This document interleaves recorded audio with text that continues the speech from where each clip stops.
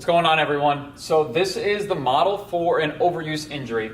So you can see on our x-axis is frequency, and on our y-axis is stress, and they're both increasing from the origin point. So when it comes to sustaining an injury, there's a few ways you can go about it, but they all have to do in relation to the amount of stress placed on the body and the amount of frequency. So stress is either a high muscular force, the high amount of bout you can do, and frequency is the duration, so either multiple times per week or a long training session, amount of time sustained basically, let's just say, or the amount of repetitions. So in this first zone, we'll say is lazy. So if you're going on a short walk once or twice a week, you're not putting your body under a high enough stress or a high enough frequency to really make a change. You're pretty much going to stay quite stagnant where you are. That's just something to maybe just keep you treading above water, we'll say, as far as fitness and health standards go. The next step up is the healthy zone. So I'd like to say here at Orca, we float somewhere between the healthy and athletic zone, and doing our best to try and avoid this injury threshold.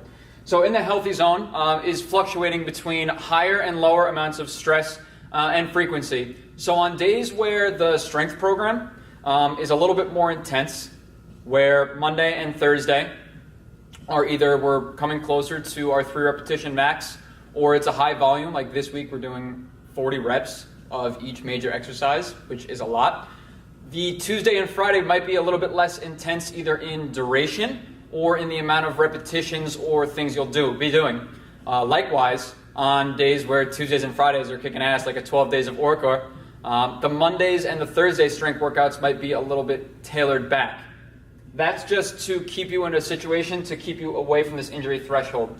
So as stress becomes higher, so as you near through, so say if you were an athlete going into competition, you're going to be having high levels of stress and frequency through practice every day, 2 to 3 hours, and you really flirt with that potential injury threshold of overuse.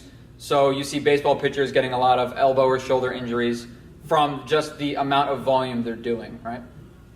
So what happens, there's 2 ways to sustain this injury once you reach the threshold. You have an acute injury and an overuse injury. The acute injury is from a high amount of stress at a low frequency. So that can be pulling your back out or injuring your low back on a 1 rep max deadlift.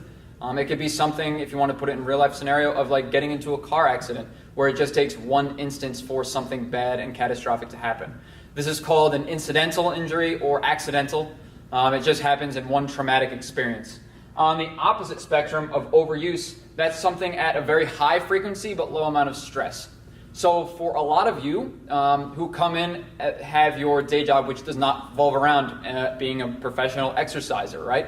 So if you have a desk job, you put your neck and shoulders in a very compromised position from being a little bit hunched over. Your neck is in a flexed and extended position, maybe trying to read small words on a screen. You're through a meeting, driving a little bit erratically. And that puts you at an overuse of your muscles in that situation. So you get into kind of this kyphotic posture where you're stuck here. Even though we'll say that's not an exercise or a movement, that's a stress that's being placed on your body in a very high frequency consistently. How many hours per day? And you like to think of it like a coil being wound up and wound up and wound up, and all it can take is 1 instance. So maybe that's when you're doing even a low repetition. So you're doing some kettlebell swings, and you just feel something go, per se. That's how that overuse injury occurs. It's a long, long build-up, and then it's almost like the floodgates unloading. So there's this guy, and his name, and he created a law called Wolff's Law, and it goes as this. So a tissue adapts to the level of stress imposed upon it. So as the stress increases, the tissue strength and the size increases. If the stress is removed, the size of the tissue and the strength of tissue will decrease as well. So this can be applied to bone density, the connective tissue of your ligaments and tendons, and also your muscular strength and size. So controlling the level of the stress is important to avoid this injury threshold.